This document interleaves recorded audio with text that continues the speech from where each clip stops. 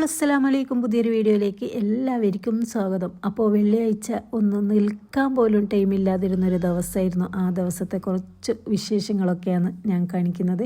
അപ്പോൾ രാവിലെ തന്നെ 6 മണിക്ക് തന്നെ പണിയൊക്കെ സ്റ്റാർട്ട് ചെയ്തിട്ടുണ്ട്. രാവിലെ ഞാൻ ഒരു ഗ്ലാസ് ചായ വെച്ച് കുടിക്കാൻ വേണ്ടിയിട്ട് 2 മുട്ട എടുത്തിട്ട് ബുൾസൈ ഉണ്ടാക്കുന്നുണ്ട്. ബുൾസൈ എന്നൊന്നും പറയാൻ പറ്റില്ല, അതിനെ ഞാൻ നല്ലോണം വേവിച്ചിട്ടുണ്ട്. കാമ്പൊക്കെ മറ്റേ ബുൾസൈയിൽ അങ്ങനെ കാമ്പ് വേവിക്കൂലല്ലോ, അതിൻ്റെ മുകളിൽ കുറച്ച് പഞ്ചസാരയൊക്കെ ഇട്ട് കൊടുത്തിട്ടുണ്ട്. പിന്നെ ഇതാ കാപ്പിയും ഒരു ഗ്ലാസ് കട്ടൻ ചായയൊക്കെ ഉണ്ടാക്കിയിട്ടുണ്ട്.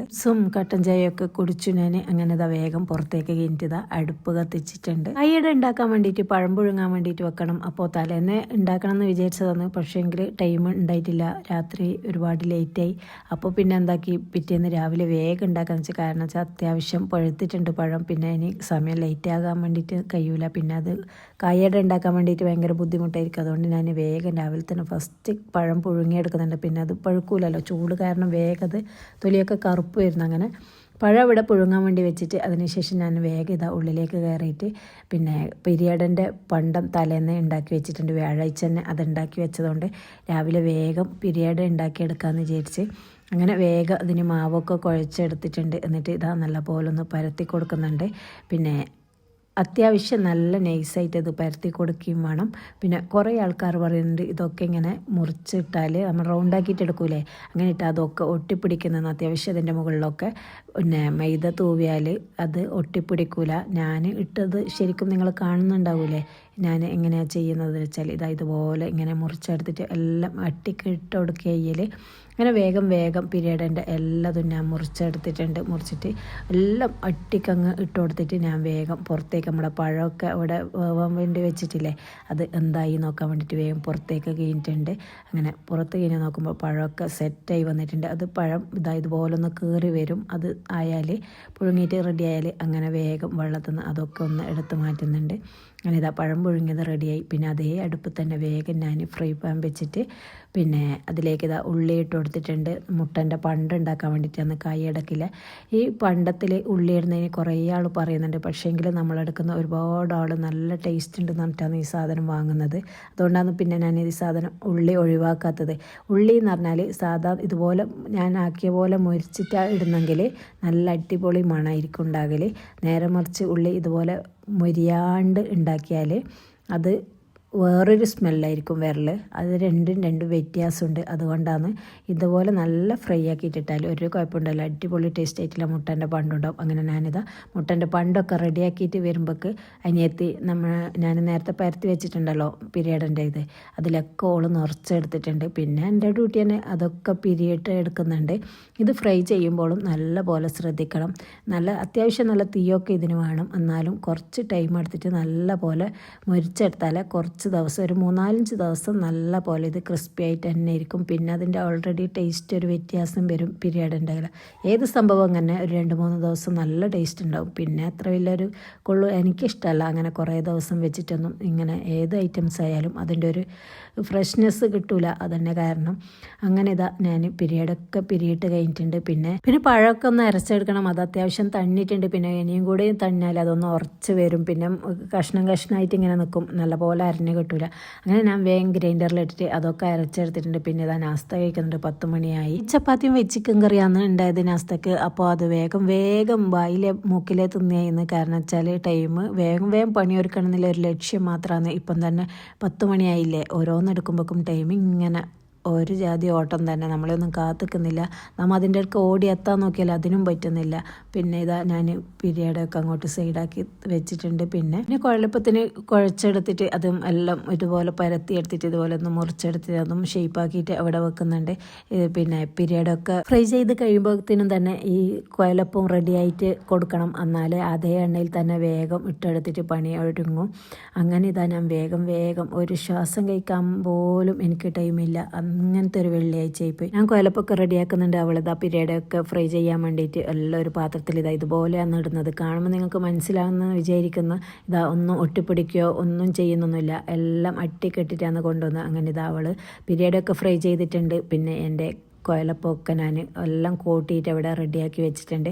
അങ്ങനെ കുഴലപ്പത്തിൻ്റെ പരത്തലൊക്കെ കഴിഞ്ഞതിന് ശേഷം ഞാനിതാ ചിക്കൻ ബിരിയാണി വെക്കാമെന്ന് വിചാരിച്ച് കുറേ വെള്ളിയാഴ്ച ബിരിയാണി ഒന്നും ഉണ്ടാക്കാത്ത വെറും ചോറ് തന്നെ ഉണ്ടാക്കുന്നത്. അപ്പോൾ ഈ വെള്ളിയാഴ്ച ഒരു തട്ടിക്കൂട്ട് വേഗം സ്പീഡിലൊന്നും ഉണ്ടാക്കാമെന്ന് വിചാരിച്ചിട്ട് പിന്നെ വെറും ചോറെല്ലാം ആകുമ്പോൾ അതിന് കറി വറവ് ഒക്കെ വേണ്ടേ.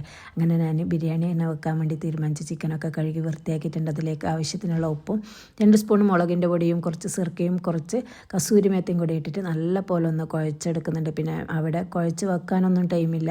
പിന്നെ ഇതാ ഞാൻ ഫ്രൈ പാന് പുറത്തന്നെ അടുപ്പത്ത് വെച്ചിട്ടുണ്ട്. എന്നിട്ട് എണ്ണയൊക്കെ ഒഴിച്ച് നല്ല പോലെ ചൂടായി വരുമ്പോൾ അതിലേക്ക് ഫ്രൈ ചെയ്യാൻ വെച്ചിട്ട് ഉള്ളിലേക്ക് അങ്ങ് കയറിയിട്ടുണ്ട്. ഉള്ളിൽ അതിൻ്റെ മസാലയ്ക്ക് വേണ്ടിയിട്ടുള്ള ഉള്ളി ഒന്ന് സവാരി ഗിരിഗിരി പോലെ അരിഞ്ഞെടുക്കുന്നുണ്ട്. അപ്പോൾ എന്നും പറയുന്നത് പോലെ എൻ്റെ വീഡിയോ ആദ്യമായി കാണുന്നവരാണെങ്കിൽ ലൈക്ക് ചെയ്യുക, ഷെയർ ചെയ്യുക, സബ്സ്ക്രൈബ് ചെയ്യുക. ചിക്കനൊക്കെ പുറത്ത് ഇങ്ങനെ ഫ്രൈ ചെയ്യുമ്പോൾ നല്ലതാണ്. ഫുൾ ഉള്ളിലൊക്കെ ആണെങ്കിൽ ഗ്യാസ് മൊത്തം എണ്ണയൊക്കെ തെറിച്ചിട്ടുണ്ടാവും. അത് തുടക്കലൊക്കെ ഒരു പണിയല്ലേ. പുറത്താകുമ്പോൾ അങ്ങനത്തെ ഒന്നും ഒരു പ്രശ്നം വരുന്നില്ല. നല്ല സുഖമാണ് പണിയെടുക്കാൻ വേണ്ടിയിട്ട്. പിന്നെ അങ്ങനെ ഇതാ ഉള്ളിയൊക്കെ മുറിച്ച് കഴിഞ്ഞിട്ടുണ്ട്. പിന്നെ വെളുത്തുള്ളിയും പച്ചമുളകും ഇഞ്ചിയും അതൊക്കെ ഒന്ന് റെഡിയാക്കി എടുക്കുന്നുണ്ട്. അത് ഫ്രൈ ചെയ്യുന്ന സമയം കൊണ്ട് നമുക്ക് ഇതൊക്കെ എടുത്താൽ ടൈം എവിടെയും വേസ്റ്റ് ആവില്ല. അങ്ങനെ ഇതാ ചിക്കനൊക്കെ ഫ്രൈ ചെയ്തെടുത്തിട്ടുണ്ട്. ഇനി നമ്മൾ സ്ഥിരം പാത്രം അടുപ്പത്ത് വെച്ചിട്ടുണ്ട്. അതിലേക്ക് ഫ്രൈ ചെയ്ത ഓയിൽ തന്നെ ഒഴിച്ചു കൊടുത്തിട്ടുണ്ട്. പിന്നെ അതിലേക്ക് ഉള്ളി മുറിച്ചതും കൂടി ഇട്ടിട്ട് നല്ല പോലെ ഒന്ന് വഴറ്റിയെടുത്തതിന് ശേഷം ഇഞ്ചി പച്ചമുളക് വെളുത്തുള്ളി ഉപ്പും കൂടി ചേർത്തിട്ട് നന്നായി വഴറ്റിയെടുത്തിട്ടുണ്ട്. പിന്നെ ഇതാ 3 തക്കാളി കൂടി അതിലേക്ക് ചേർത്തിട്ട് അതും നല്ല പോലെ വഴറ്റിയിട്ടുണ്ട്. പിന്നെ അതിലേക്ക് 1 സ്പൂണ് ഗരം മസാലയും 1/2 സ്പൂണ് മഞ്ഞൾപ്പൊടിയും കുരുമുളക് പൊടിയും ഒക്കെ ചേർത്തിട്ട് നല്ല പോലെ ഒന്ന് ഇളക്കി കൊടുക്കുന്നുണ്ട്. ഞാൻ കൂടുതൽ മസാലകളൊന്നും ചേർക്കാറില്ല. നമ്മൾ വീട്ടിൽ തന്നെ പൊടിച്ചെടുത്ത ഗരം മസാല നല്ലോണം ഇടും. അങ്ങനെ അതൊക്കെ ഇട്ടതിന് ശേഷം കുറച്ച് തൈരും കൂടി ചേർത്തിട്ട് നല്ല പോലെ ഒന്ന് വഴറ്റിയെടുക്കുന്നുണ്ട്. അങ്ങനെ മസാല റെഡി ആയതിനു ശേഷം അതിലേക്ക് ചിക്കൻ ഫ്രൈ ചെയ്തതും കൂടി ഇട്ടിട്ട് മസാല ഒക്കെ നല്ല പോലെ ഇളക്കിയതിന് ശേഷം കുറച്ച് മല്ലിയില കൂടി അതിലേക്ക് ഇട്ടിട്ട് നല്ല പോലെ ഒന്ന് ഇളക്കുന്നുണ്ട്. എന്നിട്ട് ഒരു 5 മിനിറ്റ് അവിടെ വെച്ചിട്ടുണ്ട്. അപ്പോൾ തന്നെ നമ്മുടെ മസാല റെഡി ആയിട്ടുണ്ട്. ഇത് ഉള്ളിലേക്ക് കൊണ്ടുപോകാൻ വേണ്ടിയിട്ട് ഒരു നോൺ സ്റ്റിക്കിൻ്റെ പാത്രത്തിലേക്ക് മാറ്റിയിട്ടുണ്ട് മസാലയ്ക്ക്. ഇനി അതേ പാത്രത്തിൻ്റെ ഉള്ളു കഴുകിയിട്ട് ഇനി നെയ്ച്ചോറ് ഉണ്ടാക്കണം. അങ്ങനെ തീയൊക്കെ ജോറായിട്ട് കത്തിച്ചിട്ടുണ്ട്. ഇപ്പം ടൈം എത്രയെന്നറിയോ? പള്ളിയിൽ നിന്നൊക്കെ കിയാനായിട്ടുണ്ട്. 1 മണിയൊക്കെ കഴിഞ്ഞിട്ടുണ്ട്. 1:30 മണിയൊക്കെ ആകാനായിട്ടുണ്ട്. പിന്നെ ഇതാ വേഗം അതിലേക്ക് ഉള്ളി ഫ്രൈ ചെയ്യാൻ വേണ്ടിയിട്ട് ഇട്ടെടുത്തിട്ട് നല്ല പോലെ ഒന്ന് ഫ്രൈ ചെയ്തതിന് ശേഷം അത് കോരി മാറ്റി. ഉള്ളി നല്ലോണം മൊരിയുന്നതുകൊണ്ട് ഞാൻ വീഡിയോ പോലും എടുത്തിട്ടില്ല. അങ്ങനെ ഉള്ളിയൊക്കെ കോരിയതിന് ശേഷം അതേ എണ്ണയിലേക്ക് തന്നെ ആവശ്യത്തിനുള്ള വെള്ളം ഒഴിച്ചു കൊടുത്തിട്ടുണ്ട്. പിന്നെ ആവശ്യത്തിനുള്ള ഉപ്പും പിന്നെ സ്പൈസസും കൂടി ഇട്ട് കൊടുത്തിട്ടുണ്ട്. അങ്ങനെ അത് നല്ല പോലെ ഒന്ന് തിളച്ച് വരുമ്പം അതിലേക്ക് അരി കഴുകി വെച്ച അരിയൊക്കെ ഇട്ട് കൊടുത്ത് ജീരകശാല അരിയാണ് കേട്ടോ. അങ്ങനെ അത് ഇട്ട് കൊടുത്തിട്ട് തീയൊക്കെ വലിച്ചിട്ടുണ്ട്. നമ്മൾ ഗ്യാസ് അല്ലാത്തതുകൊണ്ട് പിന്നെ തീ കുറക്കാൻ പറ്റൂലല്ലോ. അതുകൊണ്ട് എല്ലാ തീയും വലിച്ച് കളഞ്ഞിട്ടുണ്ട്. പിന്നെ കനൽ മാത്രമാക്കിയിട്ട് ഞാൻ അങ്ങനെ അടച്ച് വെച്ച് വന്നതാണ്. പിന്നെ ഇതാ ഉള്ളിലേക്ക് വീണ്ടും വന്നിട്ടുണ്ട്. എന്നിട്ട് അതിനൊരു സലാഡ് ഉണ്ടാക്കാമെന്ന് വിചാരിച്ചു. കൂടുതൽ ഐറ്റംസ് ഒന്നും എനിക്ക് ഉണ്ടാക്കാൻ ടൈമില്ല. ഇനിയും ബാക്കി പണിയുണ്ട് അത്ര. അതുകൊണ്ട് എനിക്ക് കായ്യാട് ഞാൻ രാവിലെ അരച്ച് വെച്ചില്ലേ, ഇപ്പോൾ ഉച്ചയായി ടൈം. അങ്ങനെ ഞാൻ വേഗം സലാഡ് ഉണ്ടാക്കിയെടുക്കാനാണ്. പിന്നെ പൈനാപ്പിളും കക്കരിയും ഉള്ളിയും പച്ചമുളകും മല്ലിയിലൊക്കെ ഇട്ടിട്ട് ഒരു വേഗം ചടപടാന്നുള്ളൊരു സലാഡ്. ബിരിയാണിക്ക് എന്തേലും ഇല്ലാണ്ട് പിന്നെ ചോറ് വയ്ക്കാൻ വേണ്ടി പറ്റൂലല്ലോ. പൈനാപ്പിൾ മുറിക്കുമ്പോൾ ഞാനിതാ ഇതുപോലെ ഇതിൻ്റെ മുള്ളൊക്കെ കളഞ്ഞിട്ടാണ് കേട്ടോ മുറിക്കൽ. നിങ്ങളൊക്കെ ഇങ്ങനെ തന്നെയായിരിക്കുമല്ലോ മുറിക്കൽ. പക്ഷെ എനിക്കിതെന്തോ ഇത് കളയാണ്ട് മുറിച്ചാൽ ഒരു റാഹത്താവില്ല. അതുകൊണ്ട് ഞാൻ അതൊക്കെ കളഞ്ഞിട്ടേ മുറിക്കും. അങ്ങനെ അതൊക്കെ കളഞ്ഞിട്ട് മുറിച്ചിട്ടിട്ടുണ്ട്. പിന്നെ മല്ലിയിലയും കൂടി ഇട്ട് അങ്ങനെ മല്ലിയിലയും കൂടി ഇട്ടതിന് ശേഷം വീണ്ടും മുറ്റത്തേക്ക് തന്നെ ഓടിയിട്ടുണ്ട്. നമ്മളെ ചോറെന്തായി നോക്കണ്ടേ. ആ ഇട്ട ബന്ധം പിന്നെ ഞാൻ ഇളക്കിയോ ഒന്നും ചെയ്തിട്ടില്ല. ഇത് വരുമ്പോൾക്ക് ചോറ് സെറ്റ് കറക്റ്റ് പാകത്തിലിങ്ങനെ നിൽക്കുന്നുണ്ട്. വേവ് അധികമോ കുറവോ ഒന്നും ആകാണ്ട്. അങ്ങനെ ഞാനിതാ ബിരിയാണിൻ്റെ മസാലയിലേക്ക് ചോറൊക്കെ ദമ്മിന് ഇടുന്നുണ്ട്. അങ്ങനെ ചോറൊക്കെ കോരിയിട്ട് നമുക്ക് ഉള്ളിൽ ഗ്യാസിൻ്റെ മുകളിൽ ചെറിയ തീയാക്കിയിട്ട് ഒരു 10 മിനിറ്റ് വെക്കാം. അപ്പോൾ ഇതാ നെയ്ച്ചോറൊക്കെ ഞാൻ എടുത്ത് ഇട്ടിട്ടുണ്ട്. പിന്നെ അതിൻ്റെ മുകളിൽ കുറച്ച് മല്ലിയിലയും നമ്മൾ പൊരിച്ച് വെച്ച ഉള്ളിയും പിന്നെ മുന്തിരിയൊക്കെ അതിൻ്റെ മുകളിലൊക്കെ ഒന്ന് ഇട്ട് കൊടുത്തിട്ട് ഒന്ന് സെറ്റാക്കിയതിന് ശേഷം അതൊക്കെ ഒന്ന് അടച്ച് വെച്ച് ഉള്ളിലേക്ക് എടുത്തിട്ടുണ്ട്. പിന്നെ ബിരിയാണി ഇങ്ങനെ പുറത്തുനിന്നൊക്കെ കാണുമ്പോൾ നല്ല മൊഞ്ചുണ്ട്. അതുകൊണ്ട് ഞാൻ പിന്നെ ജസ്റ്റ് ഒന്ന് വീഡിയോ എടുത്ത് അങ്ങനെ അത് അടച്ച് വെച്ചിട്ട് ഗ്യാസിൻ്റെ മുകളിൽ വെച്ച് വീണ്ടും നമ്മുടെ സലാഡ് പകുതിക്കാക്കിയിട്ടുണ്ടായിട്ടേ. പിന്നെ അതിലേക്ക് കുറച്ച് ഉപ്പും സുർക്കൊക്കെ ഒഴിച്ചിട്ട് നല്ല സെറ്റാക്കി അപ്പൊക്കെ എല്ലാവരും എത്തിയിട്ടുണ്ട്. പിന്നെ ഞാൻ തട്ടിക്കൂട്ടൊരു മാങ്ങൻ്റെ ഇതും കൂടി ആക്കിയിട്ടുണ്ട് ബിരിയാണിക്ക് കൂട്ടാൻ വേണ്ടിയിട്ട്. അച്ചാറൊന്നുമില്ല, അതുകൊണ്ട് പിന്നെ ഇതുണ്ടാക്കിയെടുത്ത് അങ്ങനെ വേഗം അതൊക്കെ കൂട്ടിയിട്ടൊന്ന് ഞാനും ചോറ് കഴിച്ചിട്ട് പാത്രമൊക്കെ കഴുകിയതിന് ശേഷം അതൊന്നും ഞാൻ വീഡിയോയിലെടുത്തിട്ടില്ല കേട്ടോ. ഫുള്ളും ഞാൻ വീഡിയോയിലെടുത്താൽ വീഡിയോ 2 ദിവസം നോക്കിയാലും തീരൂല. പിന്നെ ഇതാ ഞാൻ വേഗം കായോടൊക്കെ ഇന്ന് ഷേപ്പാക്കി എടുത്തിട്ടുണ്ട്. അനിയത്തി നിങ്ങൾ വിചാരിക്കും അനിയത്തിക്ക് അപ്പോൾ ഒരു പണിയുമില്ലേന്ന്. അവളവിടെ ചിക്കൻ റോൾ ഉണ്ടാക്കിയെടുക്കുന്നുണ്ട്. ചിക്കൻ റോളിനും ഓർഡർ ഉണ്ട്. പിന്നെ ഇതാ ഞാൻ ഒക്കെ ഒന്ന് അരച്ച കിലോൻ്റെ പാക്കറ്റ് ആക്കാൻ വേണ്ടിയിട്ടാണ് പറഞ്ഞത്. കസ്റ്റമർ നമ്മളോട് എങ്ങനെയാണോ പറയുന്നത് അതുപോലെ ആയിരിക്കും കേട്ടോ പാക്കിങ്ങും കാര്യങ്ങളൊക്കെ കൊടുക്കുന്നതും ചെയ്യുന്നതൊക്കെ. പണിൻ്റെ തിരക്കിലൊക്കെ ഇടയിലൊരു വിശ്രമം ഉണ്ടായിന് കേട്ടോ. പിന്നെ മജ്ലിസുന്നൂറുണ്ടായിന് പള്ളിയിൽ. ഒരു 5:30 മണിയാകുമ്പോൾ മജ്ലിസുന്നൂറിന് പോയിട്ട് ഒരു 6:30 ആകുമ്പോൾ വീണ്ടും പുരക്കന്നെ തിരിച്ചെത്തിയിട്ടുണ്ട്. പിന്നെ മഗ്‌രിബ് നിസ്കാരമൊക്കെ കഴിഞ്ഞതിന് ശേഷമാണ് ഞാൻ എല്ലാം തൂക്കിയിട്ട് സീലൊക്കെ ചെയ്തിട്ട് പാക്കാക്കി ഇങ്ങനെ വെച്ചത്. അങ്ങനെ വേഗം എല്ലാം പാക്കിംഗ് ഒക്കെ ആക്കിയിട്ട് പിന്നെ ഫുൾ ക്ലീനിങ്ങും കാര്യങ്ങളൊക്കെ ആയി.